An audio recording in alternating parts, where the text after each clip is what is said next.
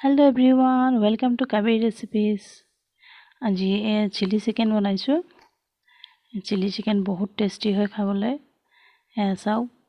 মই এইটো ৰেচিপি বহুতবাৰ বনাইছো। আজি আপোনালোকৰ লগতো শ্বেয়াৰ কৰিম বুলি ভাবিলো। তেতিয়ালে আহকচোন চাও কি কেনেকৈ বনালো মইও। চিলি চিকেনৰ কাৰণে মই প্ৰথমে লৈছো আপোনাৰ boneless চিকেন আৰু এইখিনি আধা কেজি হয়। boneless চিকেন হলে ভাল হ'ব। গতিকে boneless চিকেন লব। মই এতিয়া লৈছো ginger garlic paste 1 চামুচ মেৰিনেশন কৰিম এইখিনি আৰু এ ব্ল্যাক পেপাৰ জালুকৰ গুৰি দিছো আধা চামুচ আৰু এ কাশ্মীৰী ৰেড চিলি পাউডাৰ হয় এয়া মই 2 চামুচ দি দিম আৰু এয়া লৈছো ময়দা 1 চামুচ দি দিম আৰু এ নেমু ৰস লৈছো নেমু ৰস 1 চামুচ ডাঙৰ চামুচ 1 চামুচ হ'ব আৰু এয়া বেকিং পাউডাৰ লৈছো আধা চামুচ আৰু এয়া কৰ্নফ্লোৰ 3 চামুচ দি দিম কৰ্নফ্লোৰ আৰু এটা ডিম লৈছো ডিমটো মই বেলেগকে বাটি এটাত ভাঙি লৈছো এয়া ডিম এটা দি দিছো এয়া আৰু এয়া নিমখ দিছো নিমখটো আপোনালোকৰ নিজৰ জোখৰ মতে দি ল'ব মই অকমান দি লৈছো আৰু এইখিনি ভালদৰে এতিয়া সানি লম মই হাতেৰে সানি লৈছো এইখিনি হৈ গল মোৰ এতিয়া মই 30 মিনিটছৰ কাৰণে এইখিনি ঢাকি থৈ দিম এতিয়া 30 মিনিটছ হৈ গল গুটে মছলাখিনি ভালদৰে চিকেনখিনি সোমাই গৈছে এইখিনি এতিয়া মই ফ্ৰাই কৰিম আপোনালোকে যদি এতকে বেছি সময় ৰাখিব বিচাৰে ৰাখিব পাৰে এটা কেৰাহী এটা লৈছো ইয়াত অলপমান ৰিফাইন তেল দিম ফ্ৰাই কৰিবৰ কাৰণে এতিয়া এপিচ এনেকৈ ফ্ৰাই কৰি যাম মই অলপমান লৈ লৈছো প্ৰথমে এইখিনি ভালদৰে ৰঙচুৱা কৰি ভাজিব লাগিব গতিকে আপোনালোকে চাৰিওফালে এনেকৈ উল্টাই থাকিব যাতে সবফালে ফ্ৰাই হয় এই অলপ দেৰি পিছত চাওক চিকেনখিনি ভালদৰে ৰঙচুৱা হ'বলৈ ধৰিছে এয়া চাওক মই ওচৰৰ পৰা দেখাই দিছো এতিয়া এটা ব্ল্যাক কালাৰ আহিছে ভাল লাগিছে এইখিনি হৈ গৈছে এতিয়া মই এখন প্লেটত টিস্যু পেপাৰ লৈ লৈছো আৰু এনেকৈ চিকেনখিনি নমাই লম এয়া চাওক ভাল হৈছে চিকেনখিনি ফ্ৰাই কৰাটো আৰু এতিয়া বাকি থকা বাটিত চিকেনৰ পিস কিটা মই ফ্ৰাই কৰি যাম এতিয়া মোৰ গুটেখিনি ফ্ৰাই কৰা হৈ গৈছে এয়া চাওক কিমান ভাল লাগিছে এটো এইখিনি এনেকৈ ফ্ৰাই খাইও খুব ভাল লাগে এয়া চাওক ভাল হৈছে দেখিবলৈ খাবলৈও ভাল লাগে এতিয়া মই ক্যাপসিকাম লৈছো আৰু কেঁচা জলকীয়া মই দুটা লৈছো আপোনালোকে বেছিকৈ খালে ল'ব পাৰে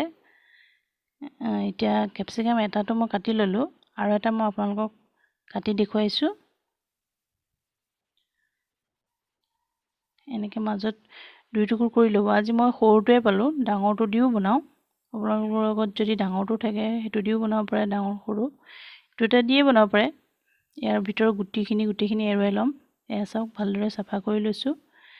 গুটি অলপমানো যাতে নাথাকে হেতু মন কৰিব আৰু এনেকৈ সৰুকে টুকুৰা কৰি লৈছো হৈ গল মোৰ ক্যাপসিকাম এতিয়া মই তিনটা মিডিয়াম সাইজৰ পিয়াজ লৈছো পিয়াজখিনি মই এনেকৈ বাকলি গুচাই অকমান সময়ৰ কাৰণে পানীত তিয়াই থৈ দিও তেতিয়া চকুৰ পানী কমকে ওলাই আৰু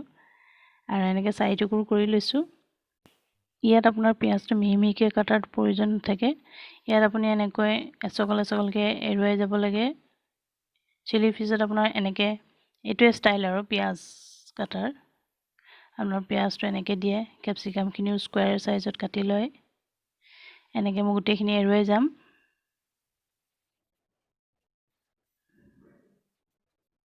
এয়া চাওক এৰুৱাই গৈ আছো মই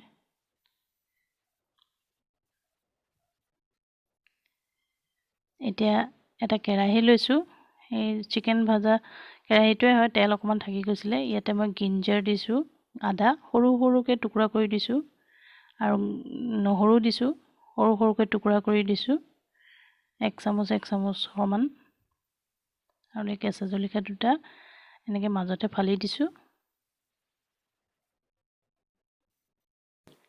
এইখিনি ভালদৰে অকমান লৰাই লৈছোঁ আৰু ইয়াতে মই সয়া সস দিম সয়া সস হয়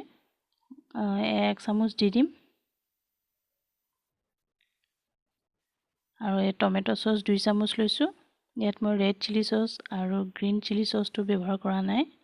আপোনালোকে দিব বিচাৰিলে দিব পাৰে আৰু জালুকৰ গুড়ি লৈছোঁ 1/2 চামুচ আৰু অকমান নিমখ দিম নিমখ আগতেও দিছোঁ গতিকে এতিয়া অকমান দিছোঁ এতিয়া ক্যাপসিকাম আৰু পিয়াজখিনি ভালদৰে ভাজি লম এইখিনি বহুত বেছি ৰঙচুৱাকৈ নাভাজিলে হ'ল কাৰণ অকমান কেঁচা ভাৱ এটা থাকিলে ভাল লাগে গতিকে বহুত বেছিকৈ নাভাজো এয়া মোৰ অকমান ভজা হৈ গৈছে ইয়াতে মই এতিয়া কৰ্ণফ্লোৰ দিম 3 চামুচ কৰ্ণফ্লোৰ হয় অকমান পানীত গুলি লৈছোঁ আৰু এইখিনি গুটিখিনি এতিয়া ঢালি দিম আপোনালোকে কৰ্ণফ্লোৰটো দিবই কৰ্ণফ্লোৰটো দিলে অকমান ভাল লাগে জুচি হয় গতিকে কৰ্ণফ্লোৰটো দিবই প্ৰথমতে দিছোঁ কৰ্ণফ্লোৰ এতিয়াও দিব আৰু এতিয়া চিকেনখিনি গুটিখিনি ঢালি দিম ফ্ৰাই কৰি থোৱা চিকেনখিনি আৰু এইখিনি ভালদৰে লৰাই ল'ম